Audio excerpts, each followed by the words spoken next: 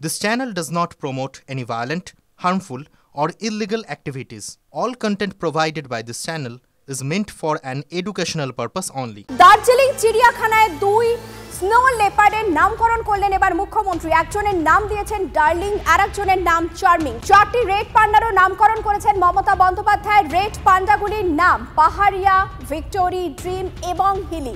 বর্তমানে দার্জিলিং চিড়িয়াখানায় স্নো লেপার্ডের সংখ্যা 11, রেড পান্ডার সংখ্যা দাঁড়িয়েছে 19। আমরা জানি যে দুদিনের দার্জিলিং সফরে মুখ্যমন্ত্রী মমতা বন্দ্যোপাধ্যায় গতকাল জনসংযোগ করেন। যদিও ঘোষিত কোনো রাজনৈতিক কর্মসূচি তার নেই, কিন্তু তারই মাঝে আজ একটু অন্য মেজাজে তাকে পাওয়া গেল। দার্জিলিং চিড়িয়াখানায় দুই তুষার চিতার নামকরণ করলেন মুখ্যমন্ত্রী। একজনের নাম দিলেন ডার্লিং, অপরজনের নামকরণ করলেন চার্মিং।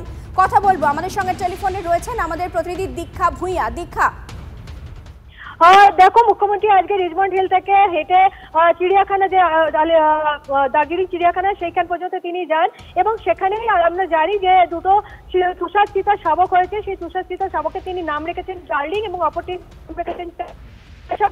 সামনে রেখে তিনি নামকরণের পাশাপাশি আরো রেড পান্ডা রয়েছে যে চারটি, সেই রেড পান্ডা শাবকেরও নাম দিয়েছেন পাহাড়িয়া, ভিক্টরি, ড্রিম এবং হিলি। অর্থাৎ টোটাল এখন পর্যন্ত মিলিয়ে বলতে গেলে বলা যায় যে তুষার চিতার সংখ্যা বেড়ে দাঁড়িয়েছে এখনো পর্যন্ত এখানে 11টি এবং 19টি রেড পান্ডা এখন দাঁড়িয়েছে এবং মুখ্যমন্ত্রী সকলেরই নামকরণ আজকে এখানে দাঁড়িয়ে করেছেন।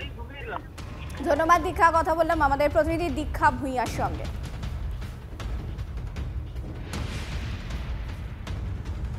চলে আসছে সল্টলেকের খবরে। সল্টলেকের দুই বাসের রেষারেষিতে খুদে পড়ুয়ার মৃত্যুর পরেও ফেরেনি হুঁশ। অভিভাবকদের মধ্যেও সচেতনতার অভাব। অধিকাংশ অভিভাবকই হেলমেট ছাড়াই খুদেদের বাইকে চড়িয়ে যাতায়াত করেন। গতকাল বাসের ধাক্কায় স্কুটি থেকে পড়ে মৃত্যু হয় 4র্থ শ্রেণীর পড়ুয়ার।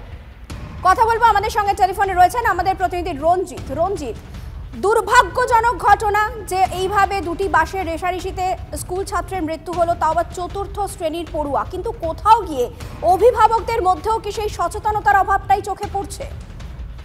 একদমই, দেখো, অসচেতনতার ছবিটা কিন্তু কার্যত স্পষ্ট।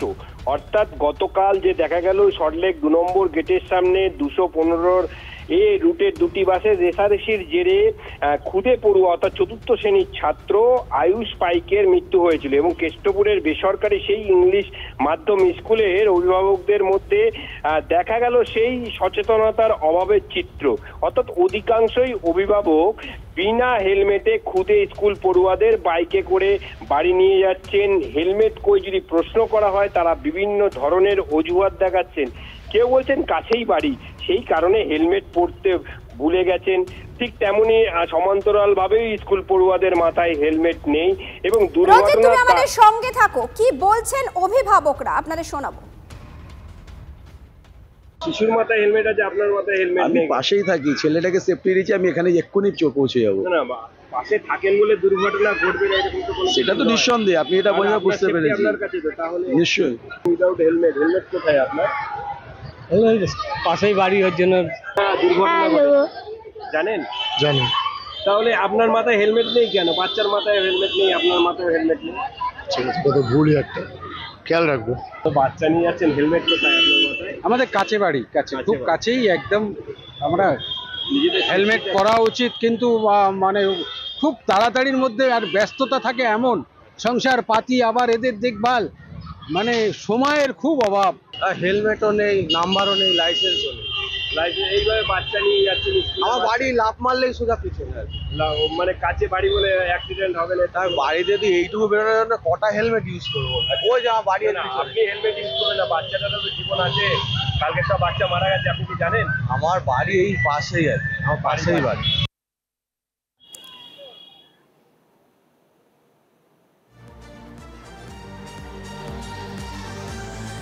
যাদবপুর বিশ্ববিদ্যালয়ের হস্টেলে ক্ষতিকারক পানীয় জল খেয়ে অসুস্থ হয়ে পড়লেন একাধিক পড়ুয়া গবেষক। সূত্রের খবর, জলে ক্ষতিকারক ব্যাকটেরিয়া রয়েছে। জলের সমস্যায় নাজেহাল হস্টেলের আবাসিকরা। সমস্যার কথা স্বীকার করে নিয়েছে বিশ্ববিদ্যালয় কর্তৃপক্ষ। সাময়িকভাবে জলের ড্রাম পাল্টানো হচ্ছে হস্টেলে। প্রশ্নের মুখে বিশ্ববিদ্যালয় কর্তৃপক্ষের ভূমিকা। জলে আমাদের কিছু দূষিত পদার্থ পাওয়া গেছে। এই জল 2 মাস ধরে মানে খাওয়া যাচ্ছিল না।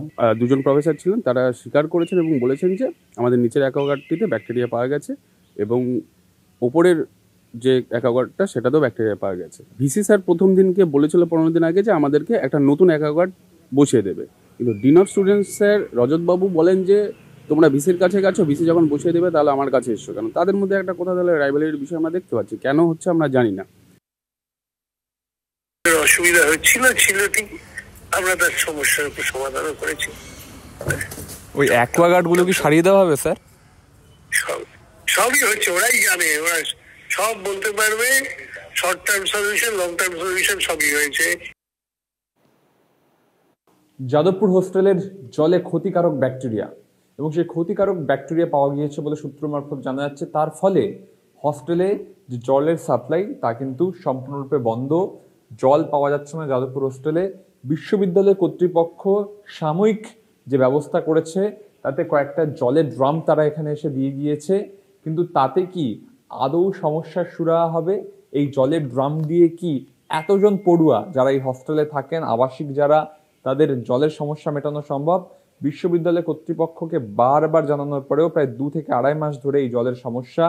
বহু পড়ুয়া তারা অসুস্থ হয়ে পড়েছেন এই জল খেয়ে এবং নিঃসন্দেহে বলা চলে যাদবপুর বিশ্ববিদ্যালয়ের মতন একটা অন্যতম সেরা বিশ্ববিদ্যালয়ে জল নিয়ে সমস্যায় পড়তে হচ্ছে এবং তার জন্য জলে ক্ষতিকারক ব্যাকটেরিয়ার উপস্থিতি প্রমাণ পাওয়া গিয়েছে বলে দাবি করছেন পড়ুয়ারা। তার জেরে যাদবপুর বিশ্ববিদ্যালয়ে পানের যোগ্য জল নেই এই মুহূর্তে। তারা এরকম সাময়িক কিছু ড্রাম দিয়ে জল খাচ্ছেন, যেটা নিঃসন্দেহে চিন্তার। ক্যামেরায় অভিজিতের সঙ্গে সুমন, TV9 বাংলা, যাদবপুর, কলকাতা। নিরাপত্তাহীনতার কারণে রাজ্য জুড়ে যখন একের পর এক ঘটনা ঘটে যাচ্ছে, তখন বিশেষ ব্যবস্থা নিল বহরমপুর গার্লস কলেজ। ছাত্রীদের নিরাপত্তা এবার চালু করা হলো বিশেষ অ্যাপ। মেয়ে কলেজে রয়েছে না বাইরে, অ্যাপের মাধ্যমে জানতে পারবে পরিবার। বাড়ির মেয়ে কলেজে ঢুকলেই পরিবারকে জানান দেবে মোবাইল অ্যাপ। ছাত্রী কলেজ ক্যাম্পাসের বাইরে বেরিয়ে গেলে তাও জানান দেবে অ্যাপ। অভিভাবকদের সজাগ রাখতে অ্যাপের ব্যবস্থা। কথা বলবো, আমাদের সঙ্গে কৌশিক রয়েছেন আমাদের প্রতিনিধি। কৌশিক, এক অভিনব উদ্যোগ।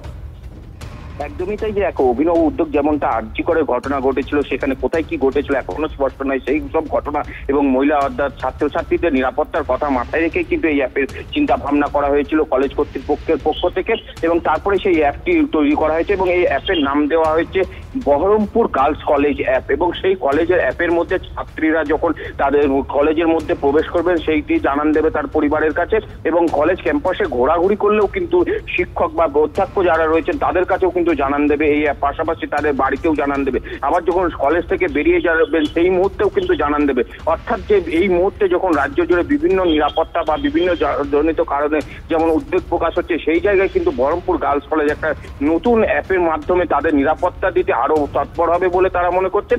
এবং এই অ্যাপের মাধ্যমে তাদেরকে বইমুখী করতে, অর্থাৎ বিভিন্ন সময় লাইব্রেরি সংগ্রহশালায় না গিয়ে অন্যান্য সময় ঘুরে বেড়ায়, সেই সব জায়গা থেকে বইমুখী করা সম্ভব হবে এবং পড়াশোনায় তারা উপকৃত হবে এমনটাও মনে করছেন কলেজ কর্তৃপক্ষ।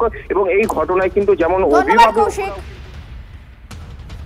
বিজিসি কলেজ ম্যানেজমেন্ট অ্যাপ, এই অ্যাপসের মাধ্যমে সমস্ত রকমের ডেটা আমাদের হাতের কাছে থাকবে। ছাত্রীরা যখন কলেজে প্রবেশ করবে সেখানেও এই অ্যাপসের মাধ্যমে অভিভাবক জানতে পারবেন তার কন্যাটি আমাদের কলেজে ঢুকেছে এবং কলেজে এসে তার কোন ক্লাস আছে, সেই ক্লাসে উপস্থিত আছে না কলেজ ক্যাম্পাসেই ঘুরে বেড়াচ্ছে সেটিও তিনি জানতে পারবেন, এবং যখন কলেজ থেকে বেরিয়ে যাবেন সেটিও তার অবগতিতে থাকবে।